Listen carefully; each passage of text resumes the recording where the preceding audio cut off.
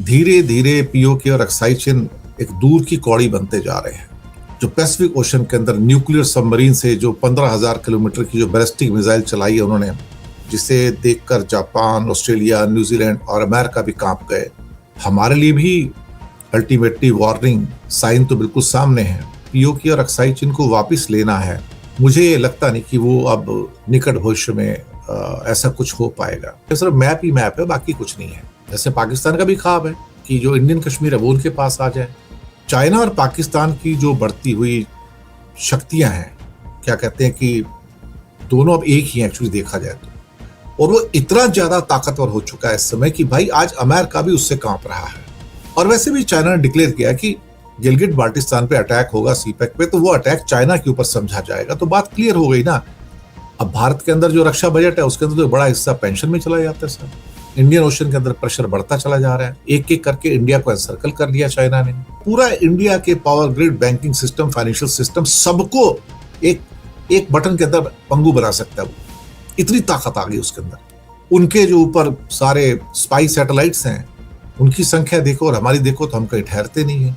PoK को हमको वापस लेना और पाकिस्तान पे हम हमला करते हैं, जो बीजेपी की बस की बात नहीं है। बाकी इंडिया की मदद कौन करेगा? कोई भी नहीं करेगा। हमारे पास जो मिसाइलों का जखीरा है और जो चाइना के पास मिसाइलों का जखीरा है, उसमें भी जमीन आसमान का फर्क है। तो ये जो बीजेपी की बड़ी बड़ी बातें हैं ना, हम ये वापस ले लेंगे, वो वापस ले लेंगे, ये कहना आसान है सर।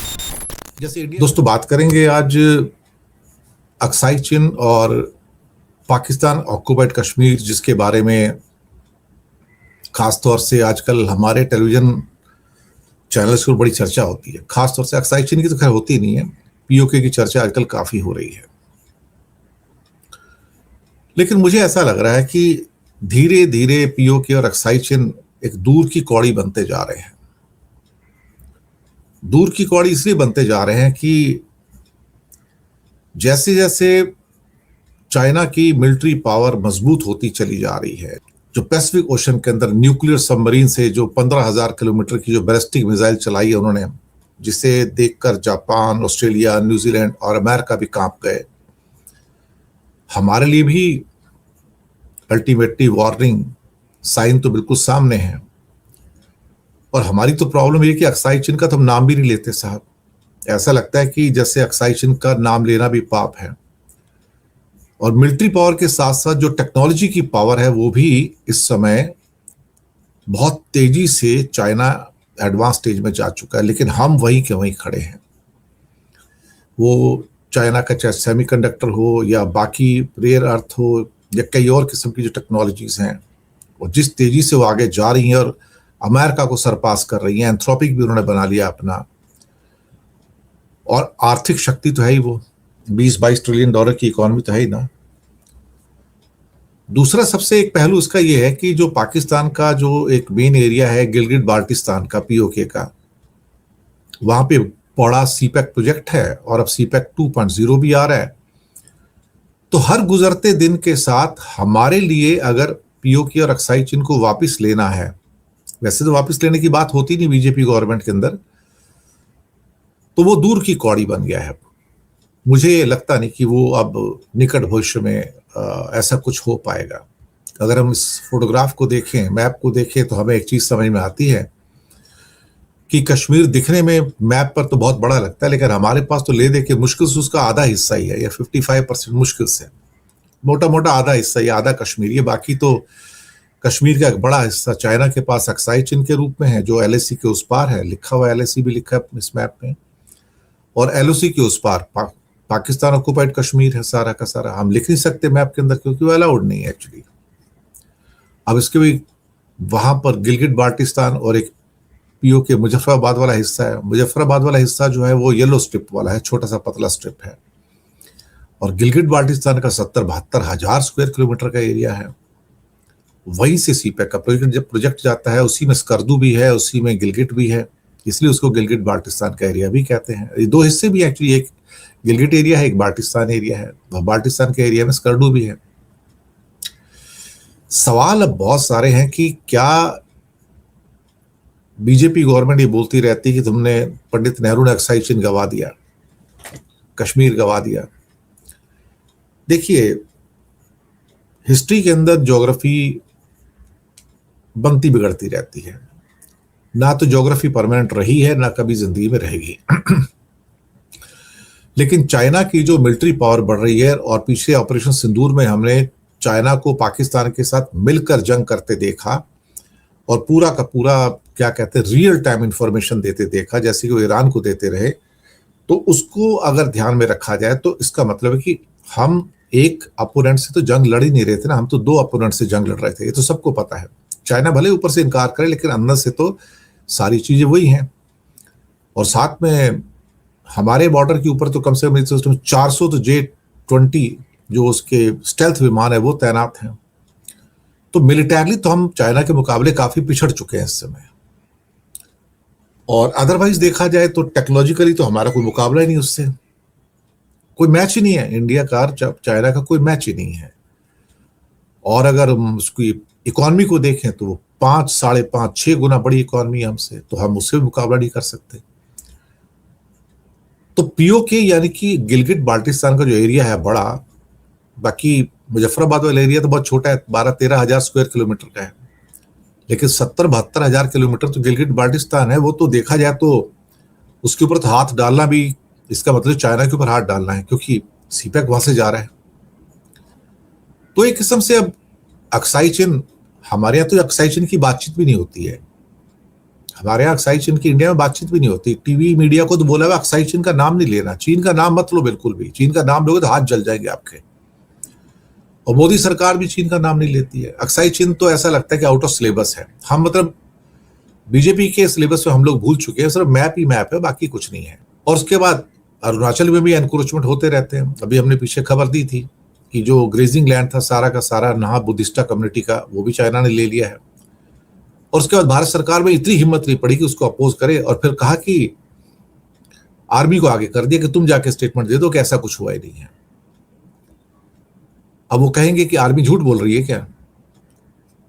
सवाल ही पैदा होता है कि आर्मी झूठ बोल रही है या नहीं, ये सवाल नहीं है। सवाल ये है कि वो जो सैकड़ों हजारों बुद्धिस्टा ट्राइबल्स है, नहा ट्राइबल कम्युनिटी है, क्या वो झूठ बोल रहे हैं क्या? जो सैकड़ों हजारों हमारे ट्राइबल भाई वहां रहते हैं, नहा बुद्धिस्टा कम्युनिटी के, वो झूठ बोल रहे हैं क्या? उन्होंने डिस्ट्रिक्ट कलेक्टर्स को लेटर लिखे, स्टेट गवर्नमेंट को लेटर लिखे, डिविजनल कमिश्नर्स को लेटर लिखे, 4 साल से लिख रहे हैं, तो क्या वो झूठ बोल रहे हैं क्या? लेकिन सरकार को अपनी नाक बचानी है, तो क्या है कि वो कहेंगे एक काम करते हैं कि आर्मी को आगे कर दो, आर्मी स्टेटमेंट दे देगी। और फिर कहोगे तुम्हें अपनी आर्मी भरोसा नहीं है।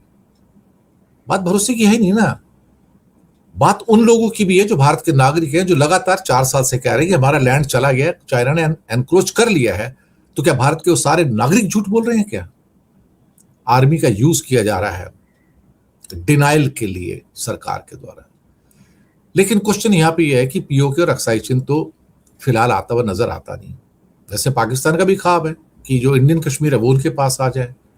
पीओके और अक्साई चीन को वापस लेना भारत के लिए बहुत मुश्किल जियोपॉलिटिकल चुनौती बन चुका है।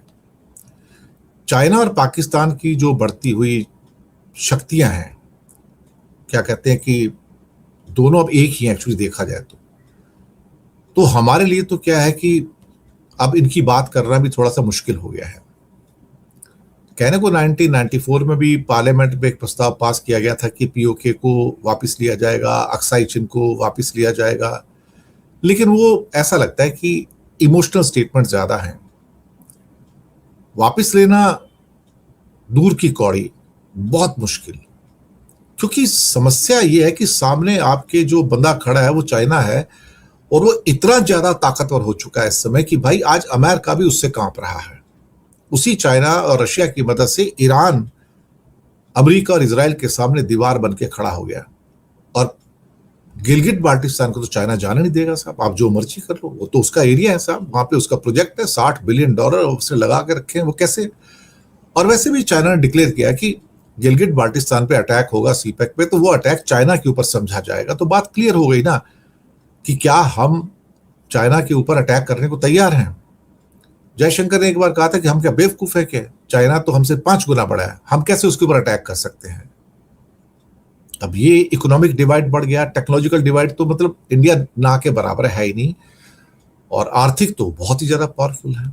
इंडिया तो भी $4 ट्रिलियन भी नहीं हुआ, चाइना $20 ट्रिलियन के ऊपर है।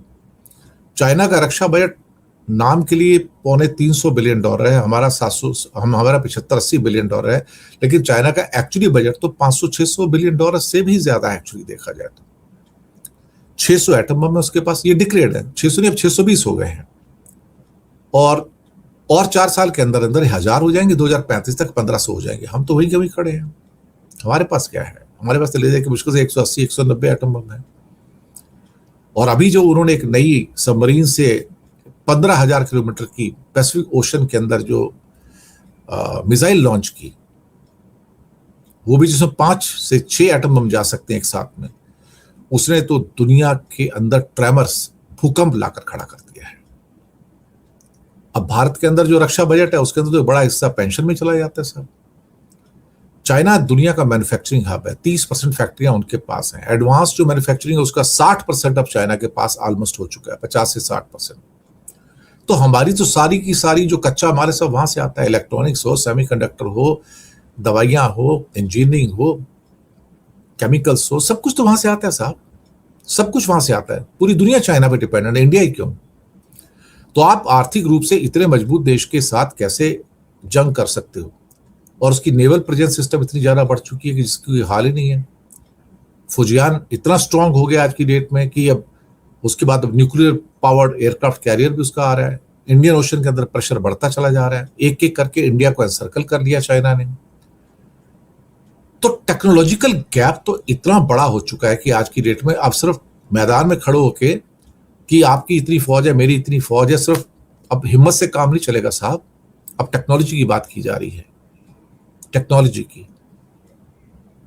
अब चाइना ने इस मामले में तो जो रोबोटिक्स की जो आर्मी बना ली है, वॉल्व्स आर्मी या डॉग आर्मी इसको कहते हैं, ऑटोनोमस वेपन्स हैं, साइबर वॉरफेयर है, एंथ्रोपिक बना लिया जिसके द्वारा पूरा इंडिया के power grid, banking system, financial system सबको एक बटन के अंदर पंगु बना सकता है। वो इतनी ताकत आ गई उसके अंदर। जिस आदमी के पास एंथ्रोपिक हो, मिथोस हो, क्लॉड आ जाए अपना जो उन्होंने बना लिया पूरा, तो किसी को भी क्रिपल कर सकता है। हमारे पास वो शक्तियां नहीं है ना। और यूक्रेन युद्ध ने साबित किया कि भविष्य के युद्ध ड्रोन के दम पर लड़े जाएंगे। चाइना दुनिया में ड्रोन का सबसे बड़ा उत्पादक और निर्यातक है। उनके पास ड्रोन स्वयं, यानी कि एक साथ झुंड है, हजारों एक साथ। अब पीओके हो या लद्दाख हो या अरुणाचल हो, हमारे लिए तो चुनौतियां बहुत हो सकती है ना। चीन का अपना बीडू नेटवर्क है, सर्वेलेंस सैटेलाइट नेटवर्क है, हम जीपीएस पे डिपेंड करते हैं, तो हम उनको ट्रैक नहीं कर सकते, वो हमें जीपीएस के द्वारा ट्रैक कर सकते हैं। तो हमारी सेना की यार छोटी मोटी हलचल पे 24 घंटे वो नजर रखते हैं। उनके जो ऊपर सारे स्पाई सैटेलाइट्स हैं, उनकी संख्या देखो और हमारी देखो तो हम कहीं ठहरते नहीं है। टू फ्रंट वॉर के ऊपर तो हमारे एक बड़े जनरल साहब ने कहा था कि अगर जरूरत पड़ी तो हम लड़ेंगे, with whatever we have we will fight. ये एक किस्म का स्टेटमेंट है कि कोई मुकाबला तो नहीं है, लेकिन जो कुछ हमारे पास है उसे लेकर हम लड़ेंगे। रिजल्ट क्या होगा ये पता नहीं। अब मुसीबत है कि पीओके को हमको वापस लेना और पाकिस्तान पे हम हमला करते हैं, जो बीजेपी की बस की बात नहीं है, तो चाइना चुप नहीं बैठेगा, क्योंकि गिलगिट बाल्टिस्तान में सारा प्रोजेक्ट है सीपेक का, उसके ऊपर हमला होने का मतलब है कि चाइना कहता है कि मेरे ऊपर हमला है। और भारत अगर अक्साई चीन की ओर बढ़ता है तो पता लगता है कि हम वहां से भी घिर जाते हैं। फिर तो मुसीबत यह है कि अगर इंडिया एटॉमिक पावर है तो ये दोनों भी एटॉमिक पावर हैं, तो क्या एटॉमिक पावर आपस में इतनी लड़ाई कर सकते हैं क्या? चाइना ने लद्दाख और तिब्बत के एरियाज के अंदर ऑल वेदर रोड्स हैं, बुलेट ट्रेन्स हैं, टनल्स हैं, अंडरग्राउंड मिसाइल साइलोज हैं, हवाई पट्टियां हैं, हेलीपैड्स हैं, जाल बिछा दिया है। तो उनके तो भारी भरकम टैंकों को कुछ ही घंटों में ट्रेन के द्वारा वहां पहुंचाया जा सकता है। हम कैसे पहुंचेंगे वहां पर? फिर उनके पास ऑलमोस्ट 400-500 सिस्टम फिफ्थ जनरेशन के J-20 आ चुके हैं, J-35 भी हैं। अब रहा एक सीपैक की बात हुई, जहां से ये मामला बड़ा कॉम्प्लिकेटेड हो गया। सीपैक जो है ना, पूरा का पूरा बीआरआई का हिस्सा है, और पीओके के बुनियादी ढांचे, डैम्स और बाकी चीजों में, इंफ्रास्ट्रक्चर में उसका बहुत इन्वेस्टमेंट है।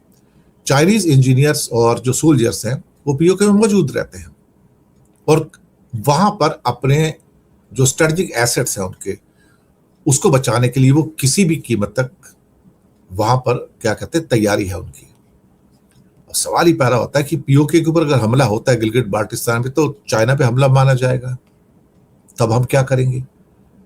आर्मी को पता है, आर्मी सक्षम है, लेकिन मुसीबत यह है कि हमारा मुकाबला एक 5-6 टाइम्स मोर पावरफुल एनिमी के साथ है। और दक्षिण एशिया में कोई भी पारंपरिक युद्ध जो होता है ना, बहुत तेजी से एटॉमिक युद्ध में बदल सकता है। अब सवाल ही पैदा होता है कि इस कंडीशन के अंदर हमारा मुकाबला सिर्फ पाकिस्तान से नहीं है ना, साथ में चाइना भी है। बाकी इंडिया की मदद कौन करेगा? कोई भी नहीं करेगा। क्या कोई डायरेक्ट हमको कोई मदद कर सकता है जंग में? कोई भी नहीं करेगा। अमेरिका नहीं, रशिया नहीं। रशिया का तो चाइना के साथ नो लिमिट एग्रीमेंट है।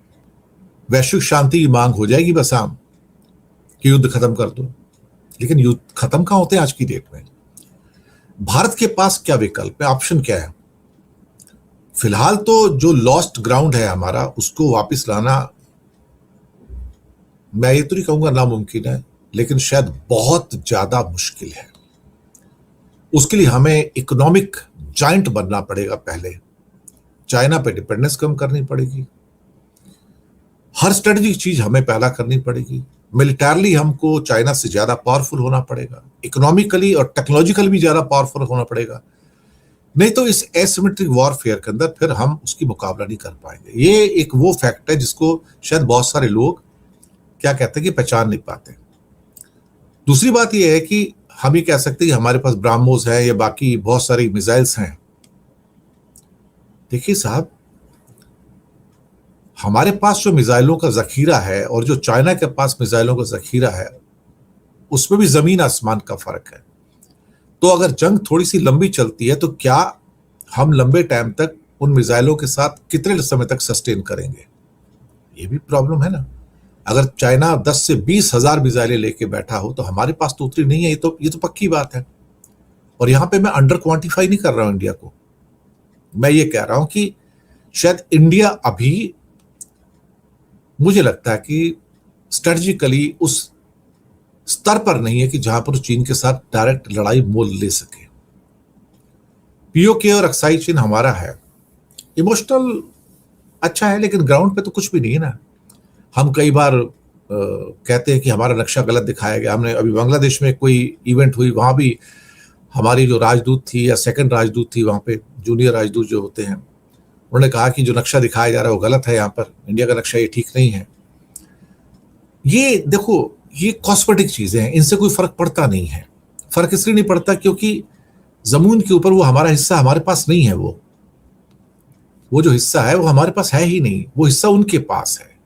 अक्साई चीन जो है चीन के पास है, सबको पता है। पीओके का हिस्सा पाकिस्तान के पास है, और वहां भी गिलगिट बाल्टिस्तान जो बड़ा हिस्सा है, 80-85% वाला हिस्सा जो है, वो जो सारा हिस्सा है वो बेसिकली आज देखा जाए तो वो चीन के इनडायरेक्ट कब्जे में है। मैं आपको बताऊं, क्योंकि उसकी सिक्योरिटी चीन के पास है। तो फिर हमारे पास बचने का क्या साधन है इस टाइम? क्या कोई साधन मिलता है? क्या नहीं मिलता साहब। तो ये जो बीजेपी की बड़ी बड़ी बातें हैं ना, हम ये वापस ले लेंगे, वो वापस ले लेंगे, ये कहना आसान है साहब। जैसे इंडिया चाहता है कि पीओके आ जाए, पाकिस्तान चाहता है कि इंडियन कश्मीर उसके पास आ जाए। क्योंकि इसमें जो तीसरी कड़ी है ना, चाइना, ये बड़ा इंपॉर्टेंट है। क्योंकि पीओके के अंदर चाइना का आना और उसका सपोर्ट करना, ये हमारे लिए ना एक, इससे बुरी कोई इक्वेशन हो नहीं सकती थी। इससे बुरी इक्वेशन नहीं हो सकती थी। जो सच है वो बोलना थोड़ा मुश्किल जरूर है, लेकिन इस सच को स्वीकार करना भी जरूरी है कि ये सच जो है कड़वा है, पर सच यही है।